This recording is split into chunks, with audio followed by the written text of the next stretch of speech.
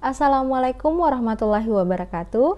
Perkenalkan, nama saya Elia Ramadhani, NDH 3, kelompok 3, angkatan 5, peserta Latsar CPNS Pemerintahan Kabupaten Pangkajene dan Kepulauan. Pada kesempatan kali ini, saya akan memaparkan dua nilai dasar berakhlak, yaitu akuntabel dan kompeten. Materi pertama yakni akuntabel. Akuntabilitas merupakan kewajiban setiap individu, kelompok, atau institusi untuk memenuhi tanggung jawab amanah yang dipercayakan kepadanya. Adapun aspek-aspek akuntabilitas yaitu akuntabilitas adalah sebuah hubungan. Hubungan yang dimaksud adalah hubungan dua pihak antar individu, kelompok, atau institusi dengan negara dan masyarakat. Selanjutnya, akuntabilitas berorientasi pada hasil. Hasil yang diharapkan dari akuntabilitas ini adalah perilaku aparat pemerintah yang bertanggung jawab, adil, dan inovatif. Selanjutnya, akuntabilitas membutuhkan adanya laporan.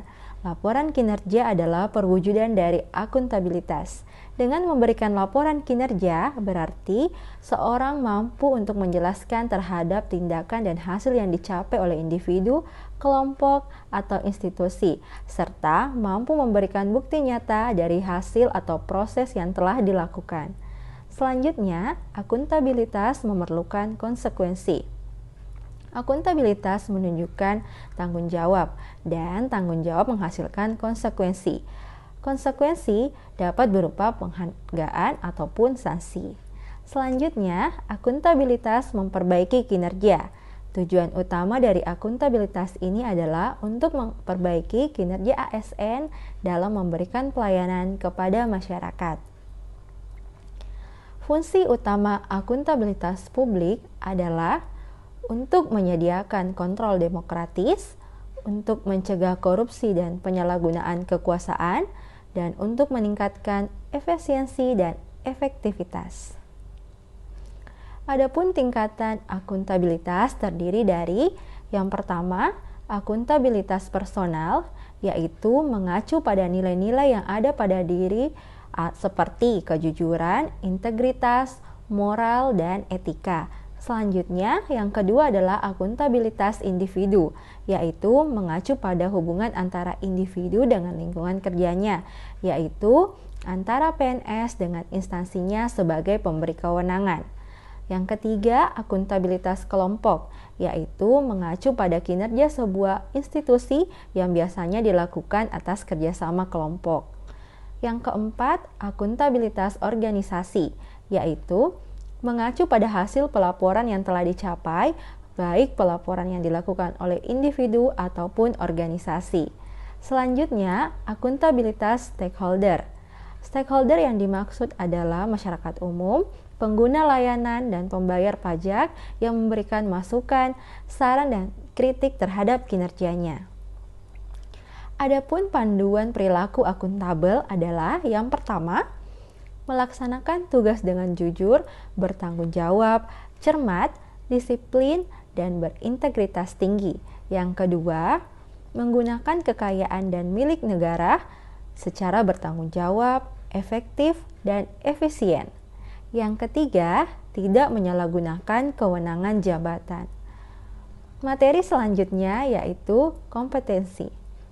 Kompeten merupakan perpaduan aspek pengetahuan, keterampilan, dan sikap yang terindikasi dalam kemampuan perilaku seseorang sesuai tuntutan pekerjaan.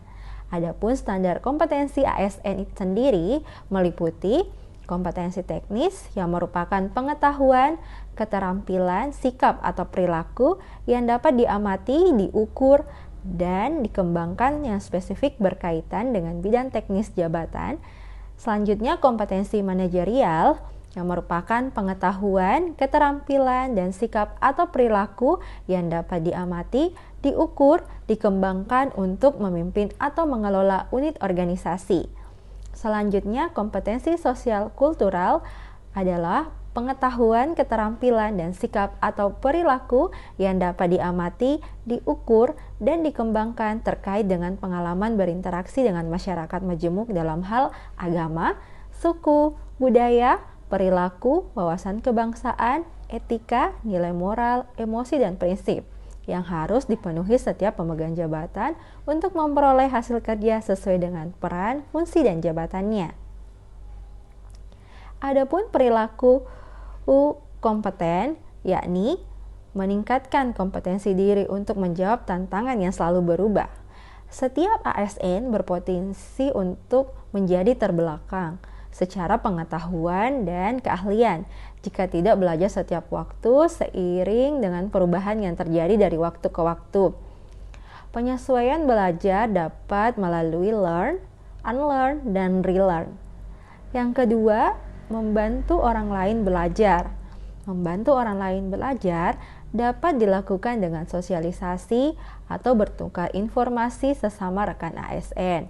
Perilaku berbagi pengetahuan juga bisa digunakan di lingkungan tempat kita bekerja, semisal dalam forum, mengambil dan mengembangkan pengetahuan yang terkandung dalam dokumen kerja seperti laporan, presentasi, ataupun artikel. Aktif untuk transfer pengetahuan dalam pengembangan jejaring keahlian, pendokumentasian pengalaman, dan mencatat pengetahuan yang bersumber dari refleksi pengalaman. Adapun panduan perilaku yang ketiga yaitu melaksanakan tugas dan kualitas terbaik yang dapat dilihat dari perwujudan pengetahuan dalam karya.